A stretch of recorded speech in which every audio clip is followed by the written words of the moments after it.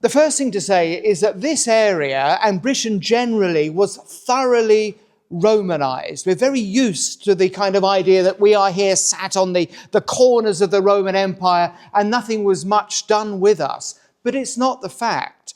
When the Romans left, as they did in 400-ish, they had left behind them a province that had been under Roman occupation for some 3 to 4 centuries. They left behind them Roman towns, and they were designed as Roman towns. They had forums on them, they had theatres. They left behind them a very stratified kind of country. And Latin was widely spoken. And in all sorts of places where you're under occupation, think of the British Raj in India, you find that particularly the upper echelons of society, those of you here today, that they would have been very much part of the Roman way of thinking. To be Roman was to be fashionable. And so we need to try and think of Britain in the period running up to Dubricius, and I'll go through the intervening period as well, as quite Romanized, particularly as you're down towards the southern coast, as we are here. And you had your large Roman towns, Gloucester, Cirencester, in our neck of the woods, and Caerleon. These are all, oh, by the way, is anybody Welsh? I know one Welsh person. Anybody else Welsh people here? Because I am going to butcher the Welsh language horrifically, for which I can only say I was born in Essex. But outside of these main cities, you would also find smaller forts and villages and settlements. And over time, you would find that a rich British family or a Roman family would build a villa around which there would be quite a large estate that was built. So this is a Roman colony. These are Romano-British people that we're by and large speaking about. And because, though, Britain was on the borders, there was also a large number of troops that were stationed for the bulk of the province's existence in Britain, particularly, and this is relevant for us, particularly on the western border, which is where we are, and also on the northern border up against what is now Scotland. And then later on what was known as the Saxon shore, which is the east coast, because the Saxons were coming. At the height, there were 40,000 Roman troops stationed in Britain. And to put that into some sort of context, that was 1/8 of the entire imperial army was based in Britain. At that stage, an entire 1/16 of the imperial budget was spent on Britain. So although, yes, it was very much on the outskirts of everything, nonetheless, it was very much connected and woven into everything, because it was very much occupied by Romans. And that had two main consequences which are of ongoing significance for the story of Dubricius. One was that if you've got a lot of troops, you need to have a general to look after those troops. And if you're spending 1/16 of your entire budget on the troops in England, well, then you want a decent general to be in charge of them all. And so you would have some large generals with large reputations, with large armies, who are on the fringes of the Roman Empire. And this meant that very often that they would think, these generals, well, I may as well be emperor. And so they would proclaim themselves, this happened on a number of occasions, proclaim themselves as emperor when they're in Britain. The most notable example of that, if you go to York, would be Constantine, aka Constantine the Great, who was proclaimed as emperor in 306 by his army after his father's death, which precipitated a civil war. And I'm saying that because you're starting to see that although, yes, we're on the edge, we are still very much entangled with imperial politics. The other thing which is of importance, and by the way, that Emperor Constantine then became sole ruler of the empire by about 324. The other consequence of having lots of troops is you have lots of trade. And that's because, well, you've got people who you can buy and sell with. You can trade with the Roman troops, so there's a lot of trade there. But also the Romans, if we know anything about the Romans, were good at roads, and they also were quite good at making rivers navigable. But more than that, there were a lot of army boats, ships moving around the Roman Empire, and there was always a bit of space left in the corner. And so traders would often fill up those corners with their goods to be traded across the Roman Empire. So the boats, often to get to Britain, you'd come out of the Med, you'd go up round Spain and Gaul and come in sometimes up the Severn Estuary. We were quite better connected here than you may think. And this trade was important economically for Britain. But also we exported a lot. Cloaks, British cloaks, were seen as very fashionable and very desired. These are the sort of the barbers of their generation. And people would go and they would buy them. And so this is quite a healthy trade. And another aspect of this sea-borne nature, particularly on the southern and western coasts, was that there was a very strong connection with Gaul. And particularly what is, we'll see this later, what is now known as Brittany, which at the time was known as Armorica. And that area, Armorica, by the way, I was delighted to find recently, has one very famous inhabitant of whom most of you will know, and that is Asterix the Gaul. Asterix lived in Armorica, right up at the top. So that's closely linked to Britain, as we'll certainly see. Julius Caesar. When Julius Caesar was doing his stuff in Gaul and the Gallic Wars are being written, he said this, and it just goes to demonstrate, this is obviously much earlier, but demonstrate the strong links between Gaul and Britain. Only a small part, he said, of the summer was left.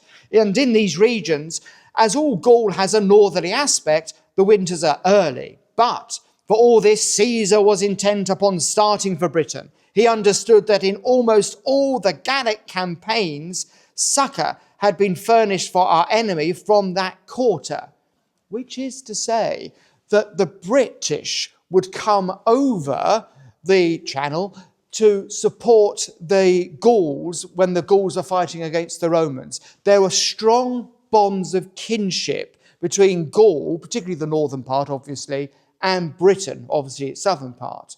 Tacitus says something similar. They who are nearest Gaul, this is talking of the Britons, they who are nearest Gaul resemble the inhabitants of that country, whether from the duration of hereditary influence or whether it be that when lands jut forward in the opposite directions, climate gives the same conditions of body to the inhabitants of both. On a general survey, however, it appears probable that the Gauls originally took possession of the neighbouring coast. The sacred rites and superstitions of these people are discernible among the Britons. The languages of the two peoples do not differ greatly. The same audacity in provoking danger and irresolution in facing it when present is observable in both. The Britons, however, display more ferocity, not yet being softened by a long peace, for it appears from history that the Gauls were once famous in warfare, till, losing their courage with their liberty, sluggishness and indolence entered among them. You get a sense there's that kinship that is between the two that Tacitus is certainly observing. So we need to really start to think of Gaul as being of a piece with Britain. That will be important later. And Britain, in its earlier ages, was very much pagan in its understanding.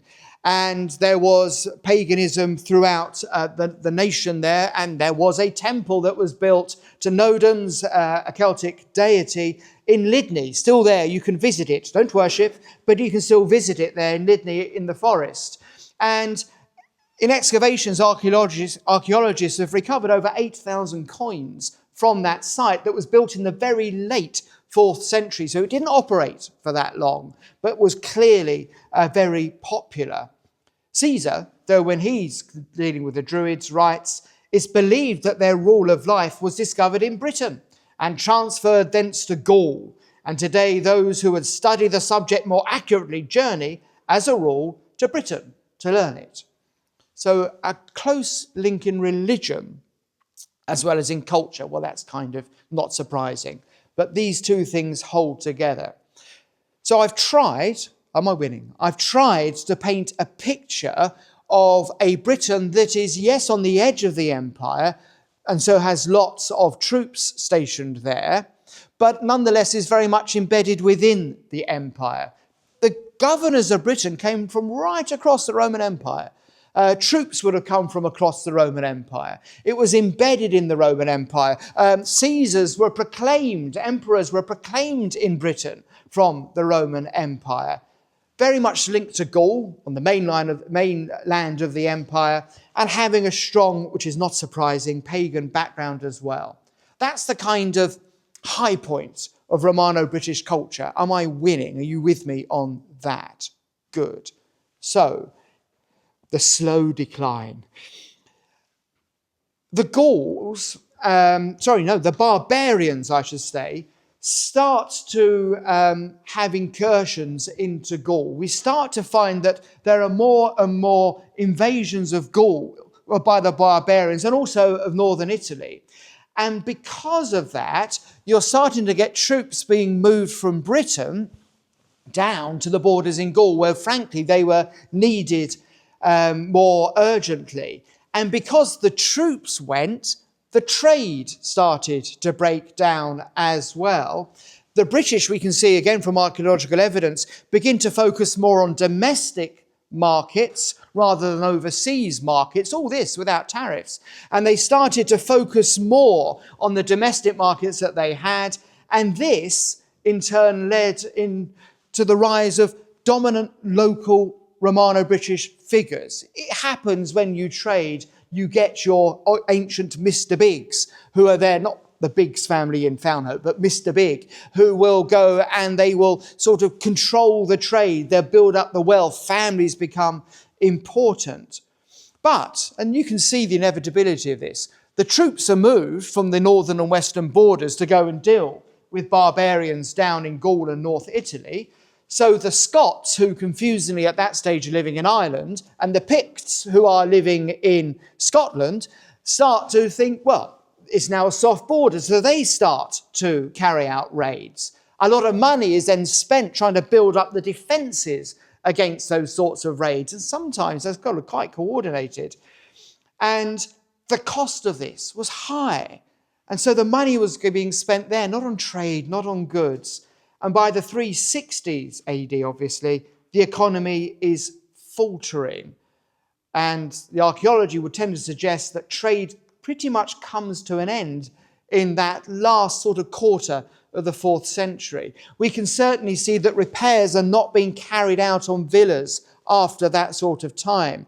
We can see that sewage systems are becoming silted up and are not functioning and are not being repaired. And in the end, the urban areas start to become depopulated. I think it's York, where there's evidence of agriculture taking place in the late 4th century within the city walls. And that would show how much deurbanisation has taken place, because there's now space and it's worth planting up fields at that stage. Alongside all of this, you're getting a rise in pretenders to the imperial throne. 2 examples.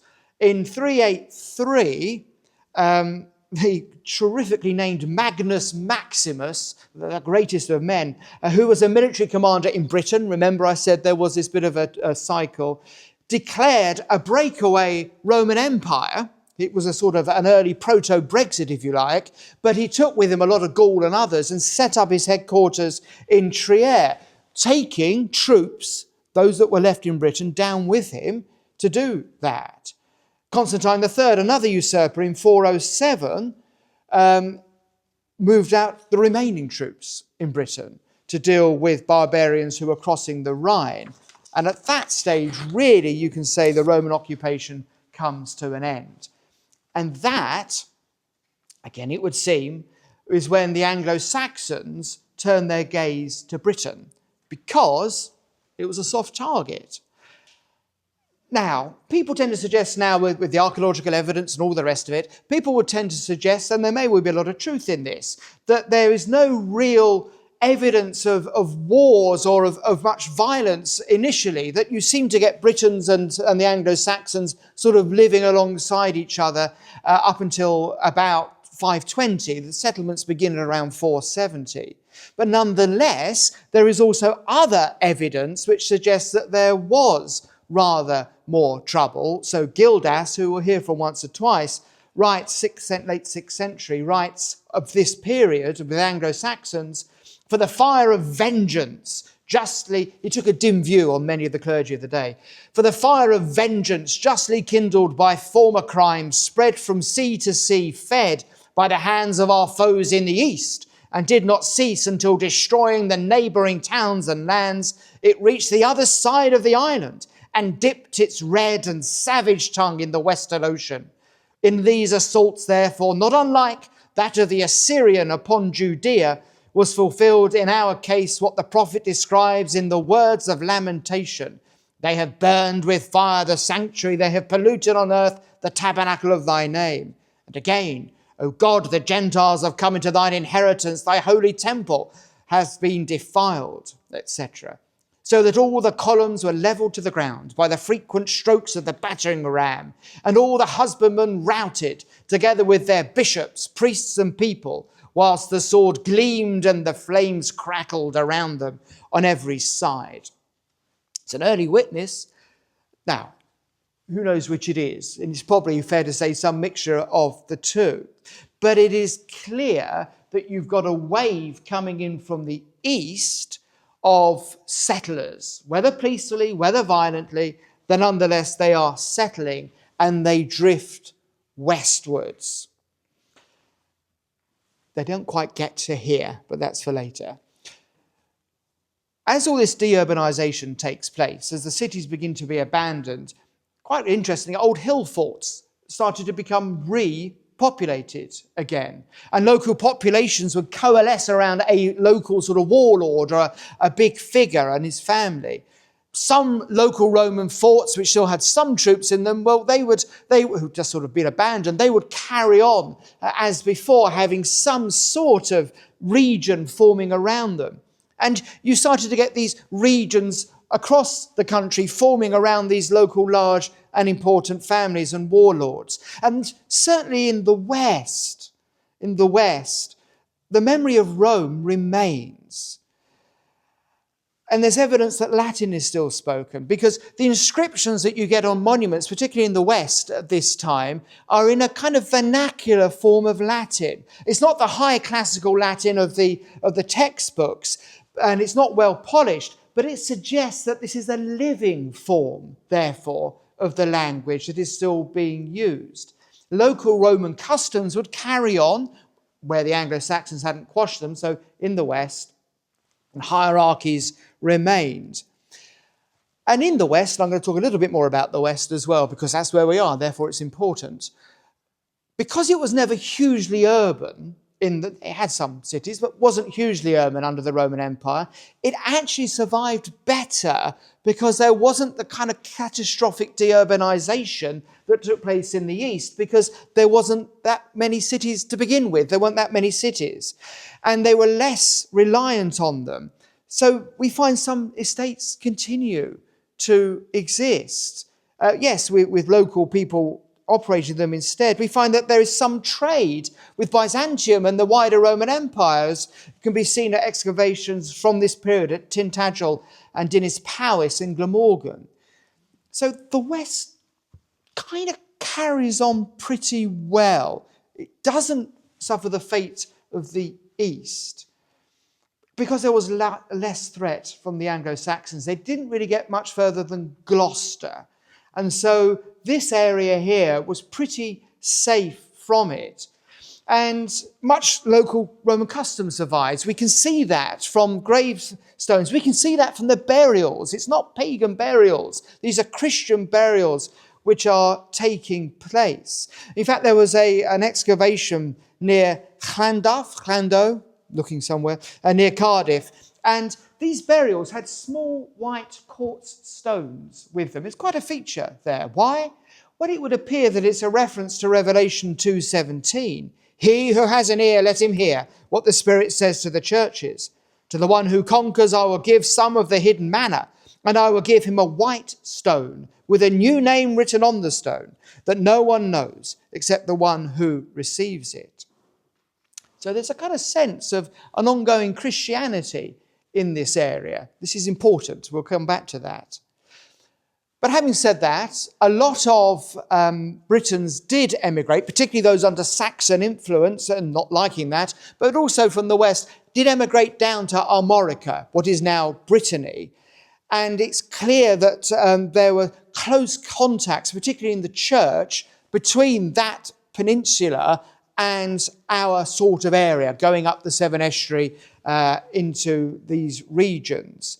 Close links were kept between Wales and a place called Erging, which I hope I pronounced right, which will come up later.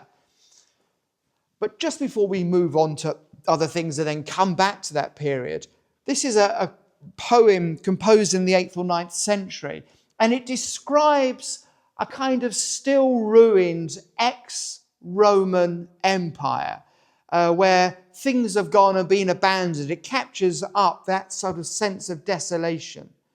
Wondrous is written. Wondrous is this walled stone. Fate's fractured it, smashed this city space. The work of giants wastes away. Roofs have fallen, ruinous towers, their arch gates gouged out, frost in their mortar, shattered storm shields sheared away, fallen, under-eaten by age. Earth has the master builders, decayed and gone in its grip, the hard grasp of the ground.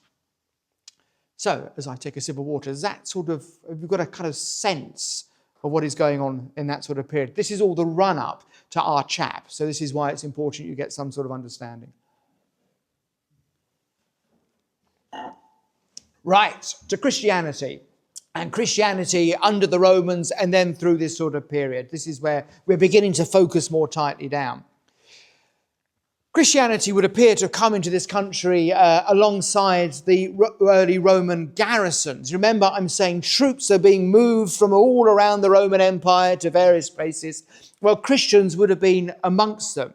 And it's rather like, this is an entire side track, but it's rather like a lot of the very earliest dissenters or nonconformists, like the Baptists and others, that they spread throughout Britain, accompanying the armies in the Civil War. When you've got movements of troops, you often get movements of religious ideas with them. It's just kind of how it works. And there is evidence of of Christianity within the early church fathers. Now, I've given you some quotes. I'm not really going to read from them because they're there and you can read them later. But it's showing that Britain was mentioned as having Christians there by Tertullian, who's writing, he himself lived between 160 and 240. This piece of work seems to come from the end of the 2nd century. And Eusebius of Caesarea speaks of Britain.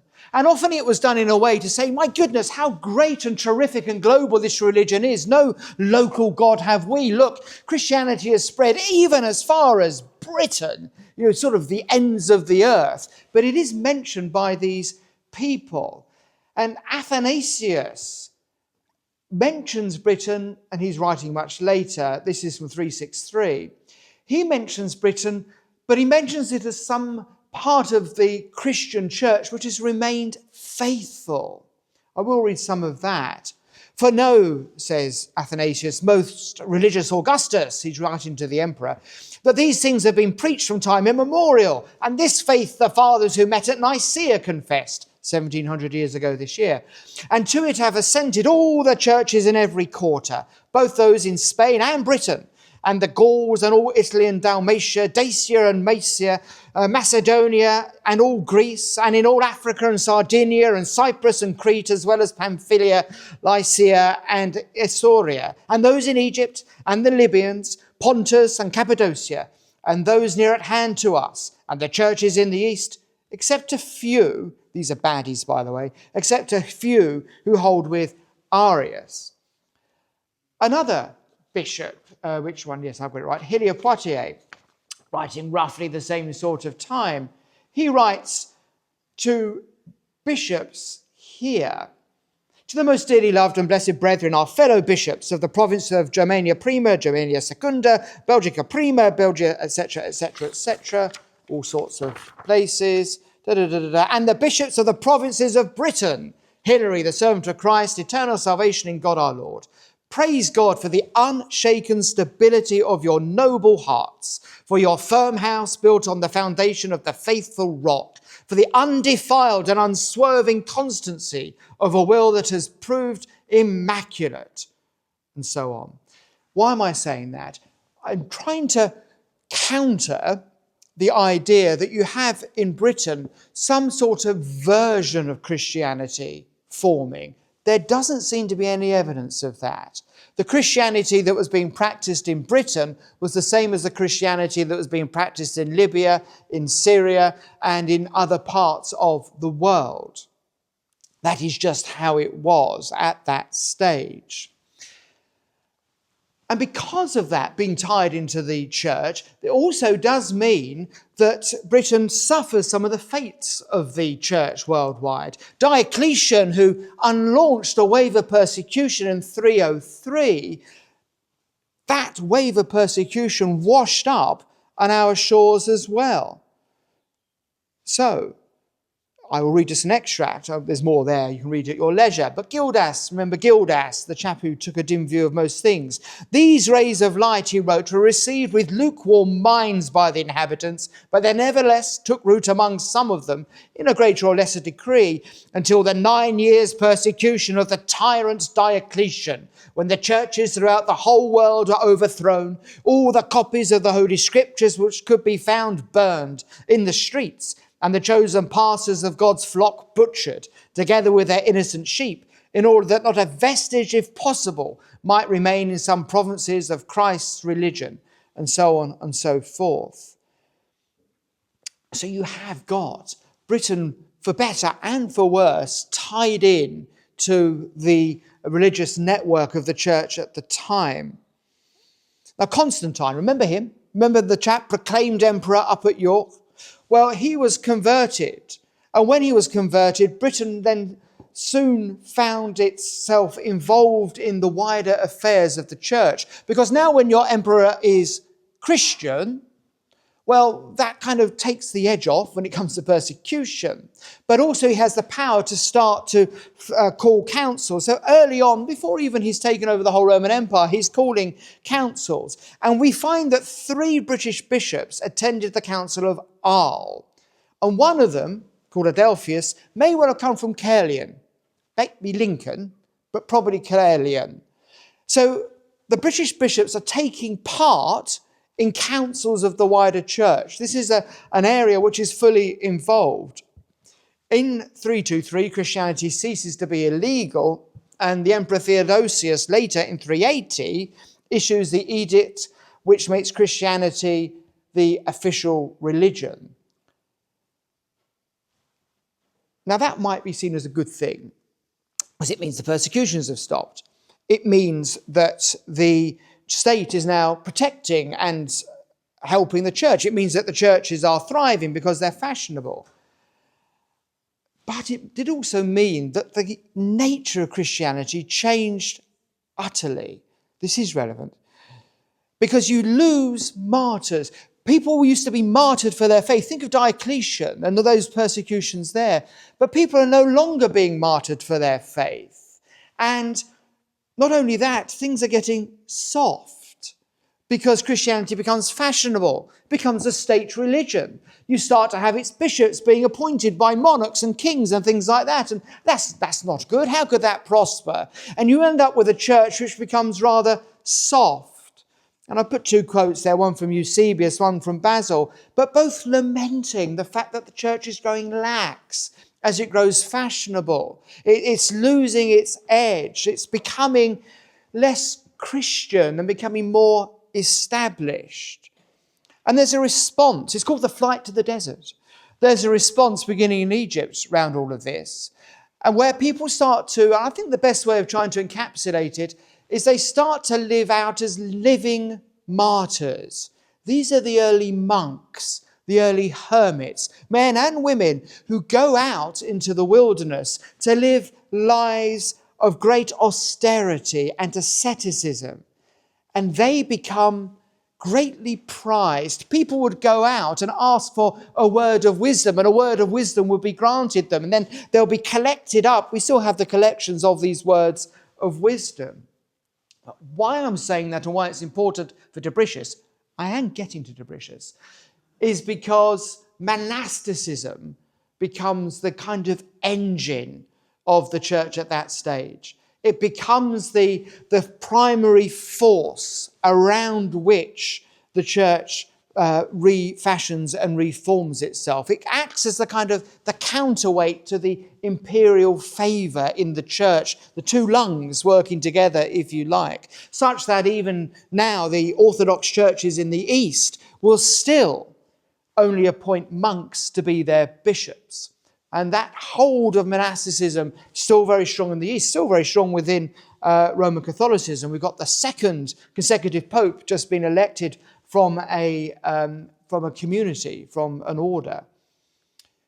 So anyway, that's the kind of scene set. We're now going to go back and look at the British church once more to try and answer the question, well, what was the British church like? And I'm talking really here in the West, in our sort of area.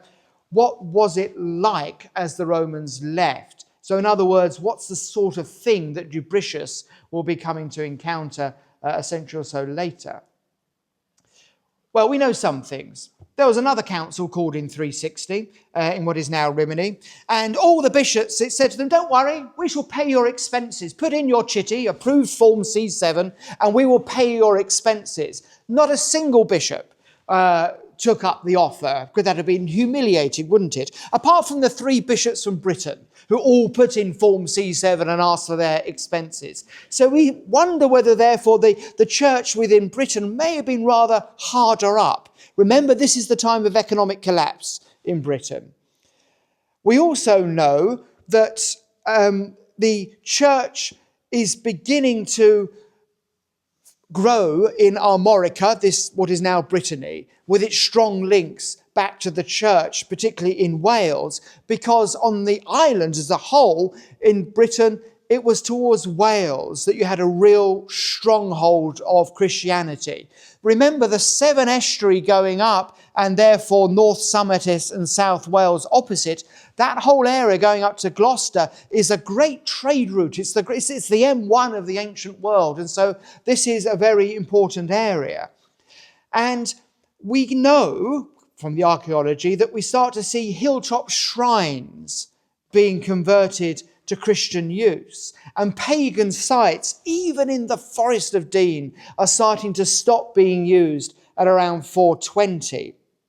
And we know that there is a strong connection in that area. These excavations I mentioned at Tintagel show a lot of pottery from Gaul in them. So we can see there's a close connection between the Welsh church and the church in North Gaul as well.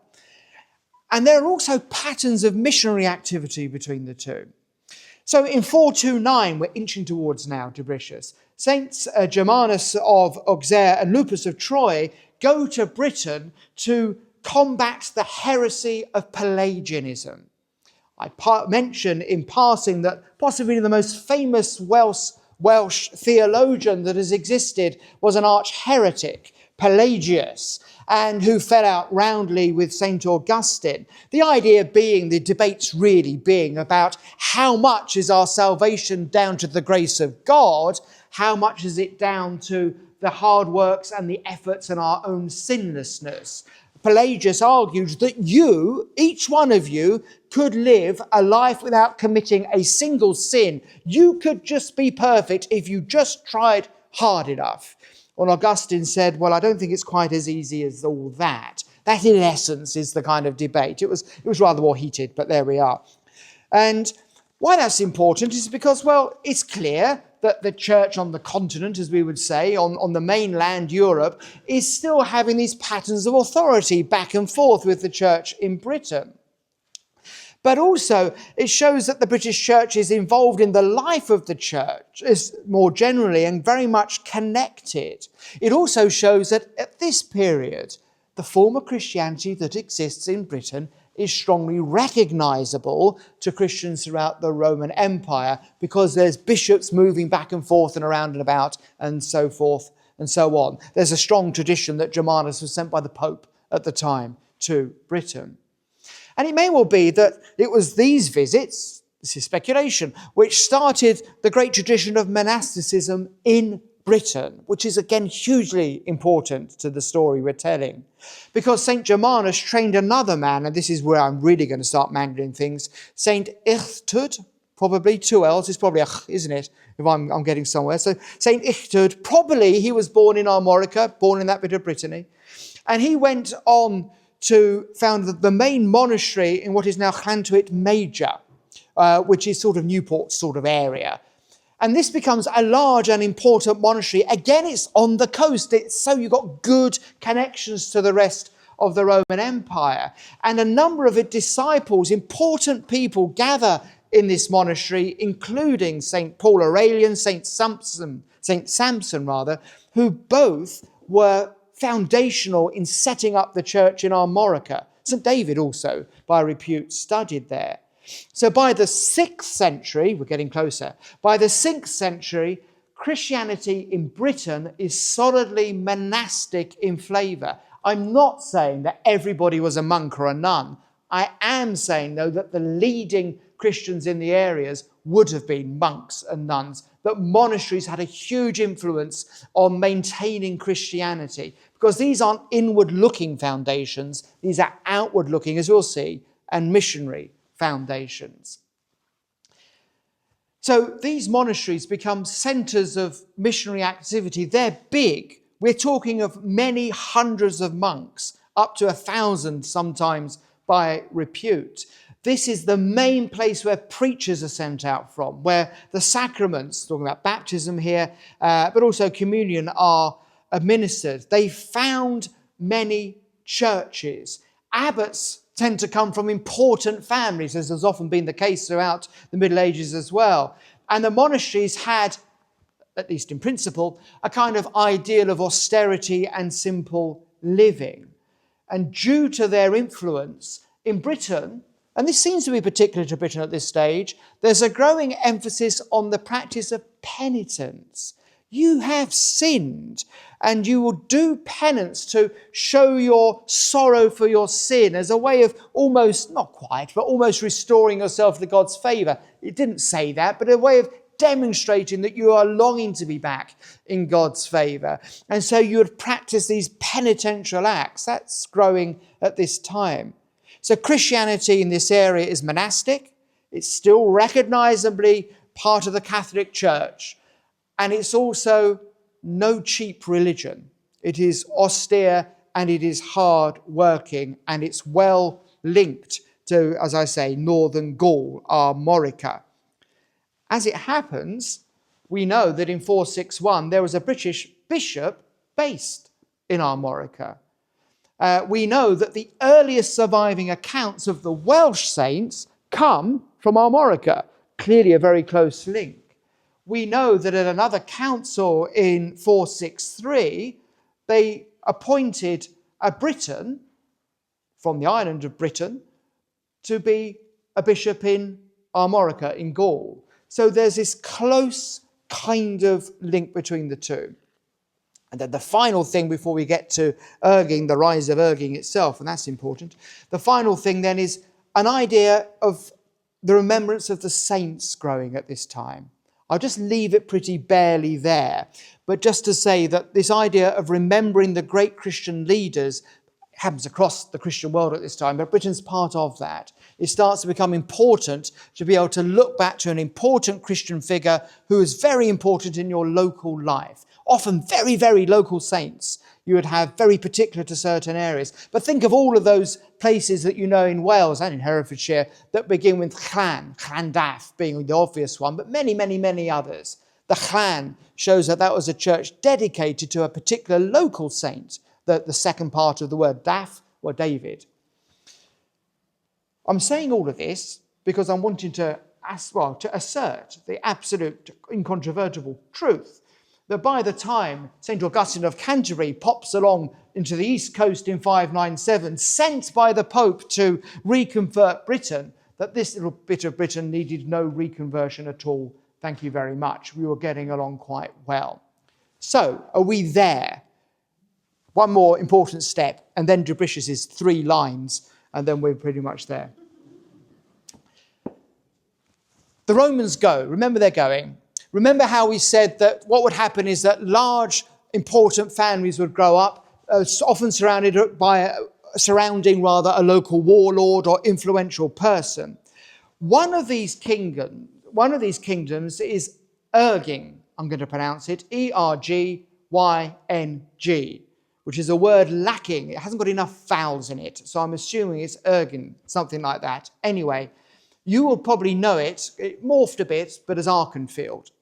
Why? Because it grew up around Arconium, whereas Arconium is just north of Weston-under-Penyard, so not far at all from here.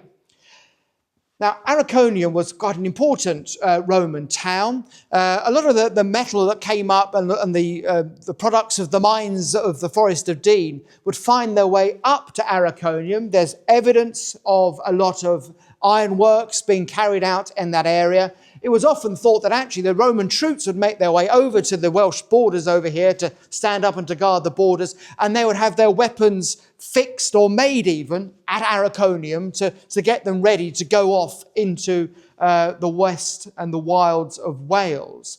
So it was an important place, and around it, when the Romans left, a kingdom began to form, and the first leader, Pybio Clafrog, something like that is what he was known as. He's important. Remember him. He comes back later. And he emerges as the leader of the area, the kingdom of Erging. This is where I now point you to the map that you've got on your handout, the one that's tucked, I don't know, under point 4, the rise of Erging, which sounds like it should be in the Lord of the Rings. If you look at it, it's a little bit small, I know, but I couldn't fit it on otherwise. The pink area is Erging. The bottom left corner is Chepstow.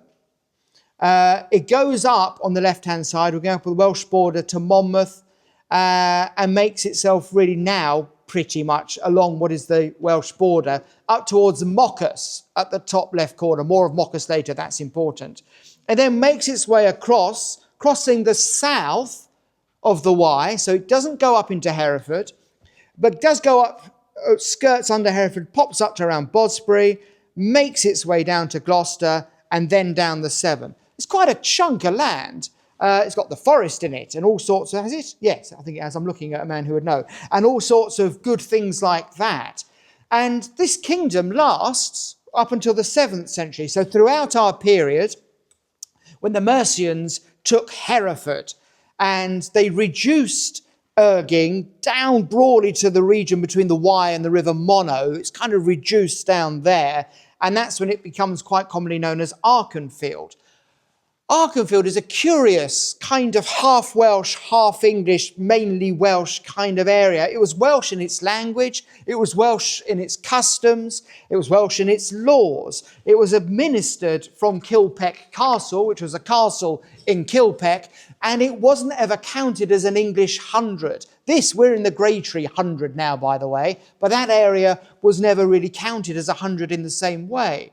In the Domesday Book, the Welsh of Archenfield are allowed to keep their own law and their own customs, so long as that when the king's army went into Wales, they would act as a sort of the vanguard and the rear guard of the army. And also the priests of Archenfield would be sent at times as envoys, we assume to act as translators, into Wales as well. This kind of Welsh bit of England, if that's the best way of explaining it, carried on right up until Henry VIII. I put 7th on the handout, that's rubbish. Henry VIII, when he passed the Laws in Wales Act. And it was only then that the area was fully absorbed into Herefordshire and came under English law. And a curious, just footnote of history, when Elizabeth I ordered that the Bible and the Book of Common Prayer, and let's be frank, what else would you need? That when the Bible and the Book of Common Prayer should be translated into Welsh, she tasked the 4 bishops in Wales to do that, and the Bishop of Hereford, because of this Welsh-speaking bit of Herefordshire that was still there. And then I found this. In 1887, the Woolhope Naturalist Field Club recorded in their annual transactions a visit that they made over Rolleston, which is at the back of Lewis. There's all sorts of things at the back of Lewis Harold, but one of them is Rolleston. And they recorded this: the Welsh language lingered in the extreme west parts of Herefordshire, such as Longtown, which is the extreme west part of Herefordshire, and the Black Mountains and bordering districts until the early part of the 19th century. In Rolleston Church, there is still preserved a Welsh Bible, which marks the continuance of language until a late period. In other churches also in this region, directions to church wardens in Welsh and English were to be seen 20 years ago. So in 1860, when the Diocese of Hereford is issuing instructions to the church wardens of that area, they're doing it in Welsh as well as in English. So it gives you a real strong sense of that Welshness. So I want you to now, because we're almost at Dubricius, it's exciting, but I want you now to have in your mind that we've got this Welsh-speaking kingdom of Erging, which is existing. It's actually in Herefordshire now, but at the time it very much would have been Welsh in laws, in customs. Could you argue that it was part of Wales? Probably. Did the borders work in the same way? Probably not.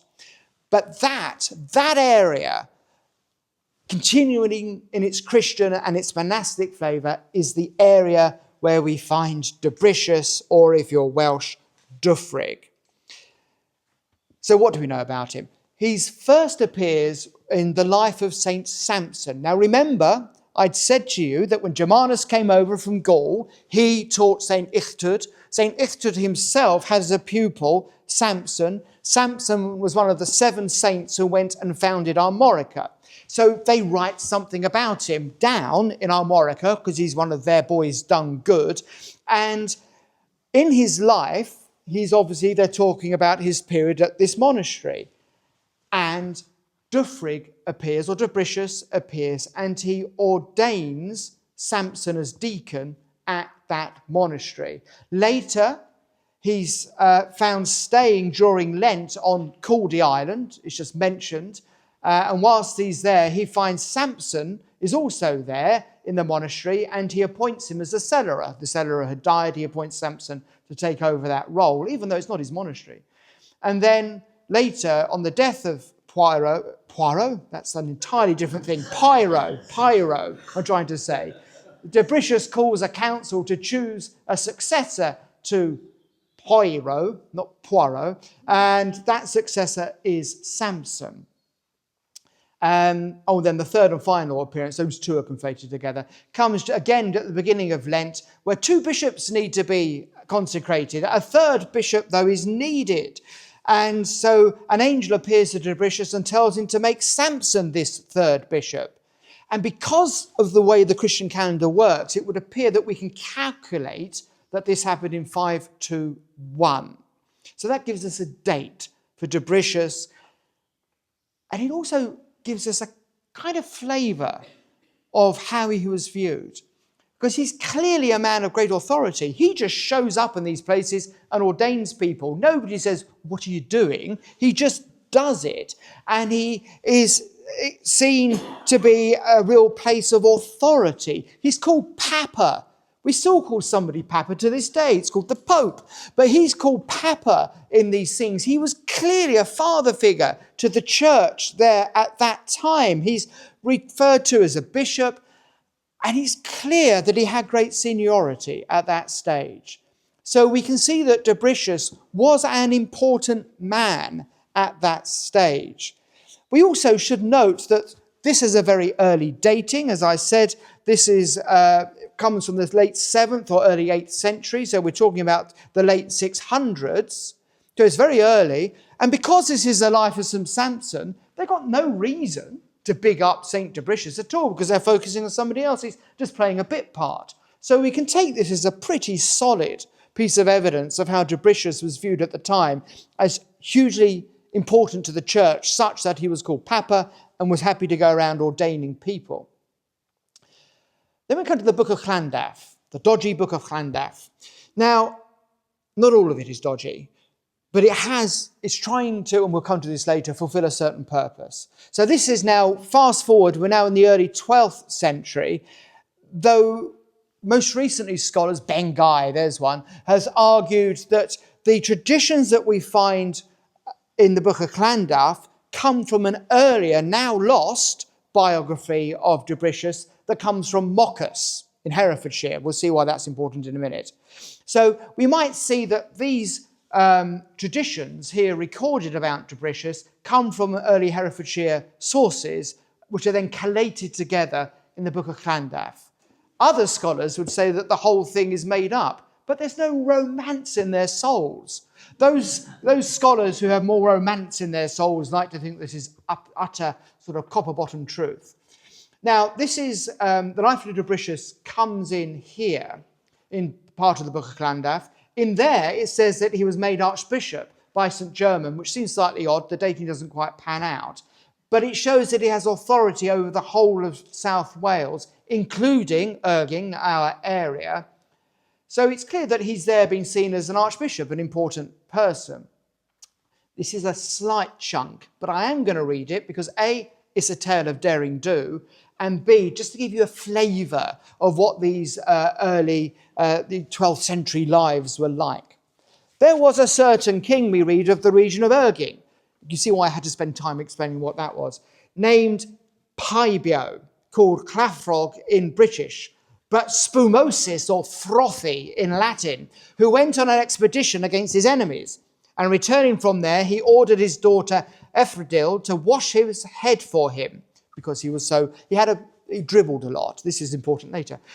And while she was trying to do that, he perceived from her weight, I hope he didn't tell her this, he perceived from her weight that she was pregnant.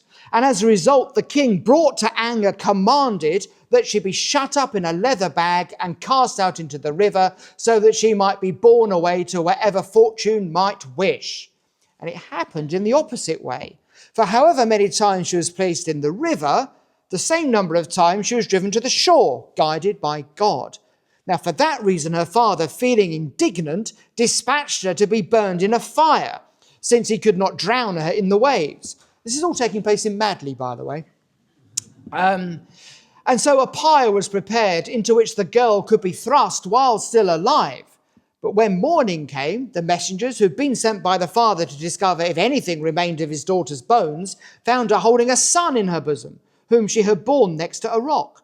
This rock is positioned in that very place as evidence of the boy's miraculous birth. And that place is called Madley by the common people, like me just now, because a blessed man had been born there. Once her father had heard that, he commanded that his daughter be brought to him with her son.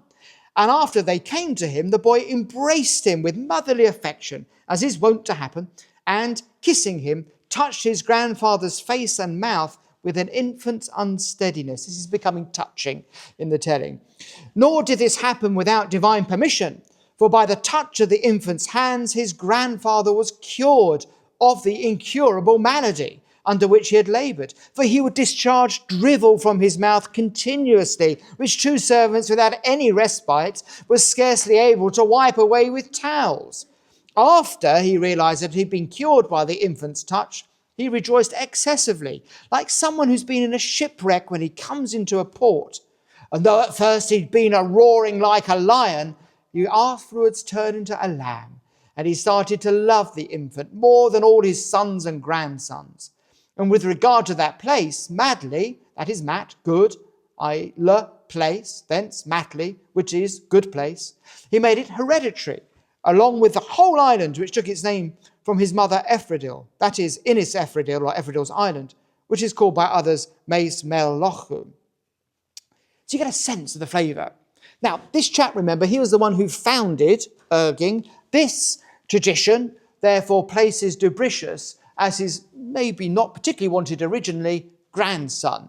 And this would fit well with this tradition. We know that the important people would become abbots of monasteries. It fits well with the idea that important families would often produce Christian leaders. Anyway, the life goes on to show that Dubricius had great wisdom during his education. He founded a monastery at Hentland, near Hentland. It's at Llanfrother, which is close to Hentland. it's a field really now. But Hentland is the nearest church, named St. Dubricius, which over time attracted around 1,000 disciples, we are told. And then 7 years later, he goes to Moccas. And Moccas, it is conjectured, is where this life comes from. And Moccas actually is auspicious as well because, well, I'll read to you again.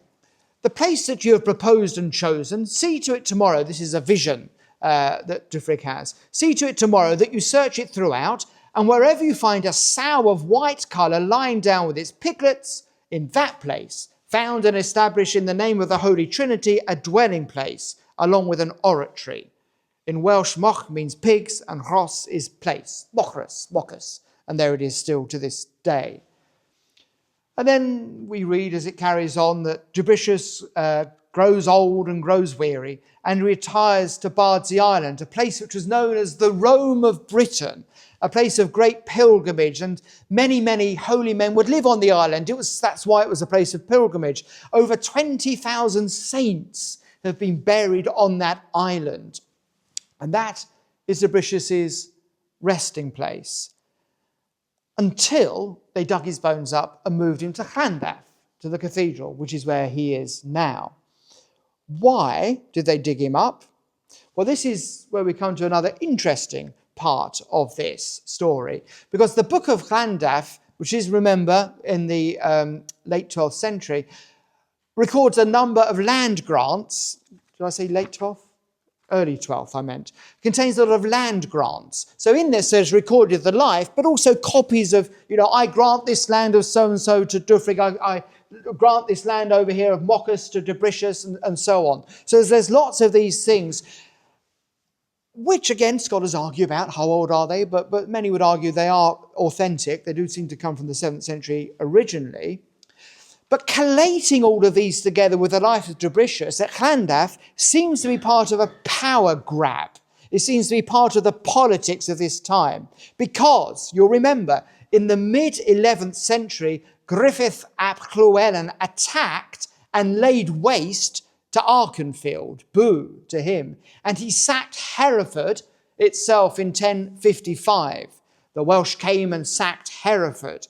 And in the following year, the then Bishop of Hereford, Leofgar, when we had bishops of Hereford, by the way, with metal, was killed in battle because he was in battle fighting Griffith at Glaisbury, the bridge over the Wye at Glaisbury, fighting there. So we've got a power vacuum suddenly in Archenfield. This is around the time, I think I'm right in saying, I should have looked it up. There was a wonderful Earl of Hereford who was called Ralph the Timid, who's buried in Peterborough. So clearly he'd ran to the other side of the country, if I've got the right chap. Anyway, it leads to a power vacuum in the area, and it seems that Llandaff is saying, at this stage where you haven't got a bishop really, there's a power vacuum, do you know what? This Dubricius fella that was the first bishop of Llandaff and was superior to St. David's, well, he actually was granted land in a lot of what is now Archenfield and Moccas and that area. So, do you know what? It shouldn't really be in the Diocese of Hereford. It should be in the Diocese of Llandaff. So really, pretty please, could we have it back, please? That would seem to be the motivation behind the collection of this, which doesn't mean that the legends and the writings here are all made up. But it does mean that they were put together for a purpose. And so that's just worth bearing in mind. There was also domestic issues because Llandaff wanted to show its supremacy over all the other sees, by which I mean bishops in Wales, particularly St. David. So they're trying to show that St. Duffrig was before, St. Dubricius was before St. David and senior. So St. David is shown as an apostle, a disciple rather, of St. Dubricius. And also they're showing that he was Bishop of Llandaff, so earlier than St. David, so therefore more important, as well as the Bishop of Caerleon. If you see stained glass windows, often you'll see a bishop in these areas in Wales holding two croziers, the bishop's crooks, two of them, because he was bishop of two different places. So there's also that kind of thing going on. But whatever is the case, the life tends to show us that with the land grants recorded there, with the monasteries that we know existed in Erging at that time in our area, that within the period that Dubricius was active in his ministry and in his evangelistic endeavours, his missionary endeavours, you were never, even in the wilds of Erging, and I'm looking at you, Black Mountains, you were never more than 2 hours walk away from a church or a monastery.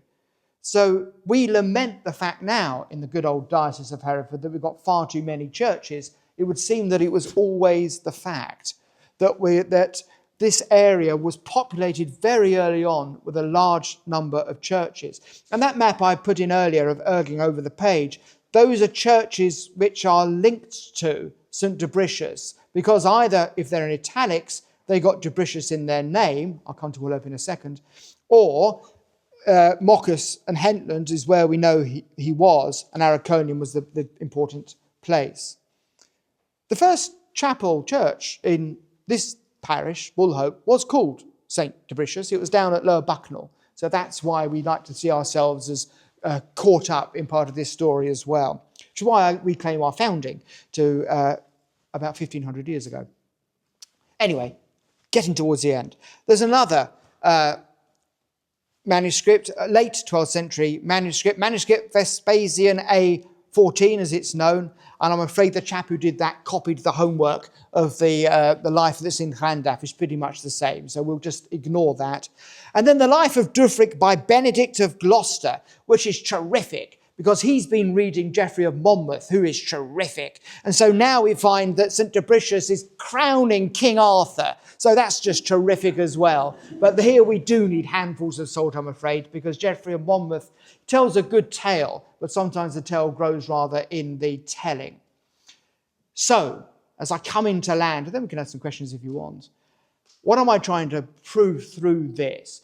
First of all, when whilst Christianity faded in most of Britain after the Romans left, it didn't do so in these areas, because we know that there were continued to be strong links to Gaul and strong links to the rest of the Roman world. We know that the Saxons didn't get here. We know that there is monastic endeavours in this area.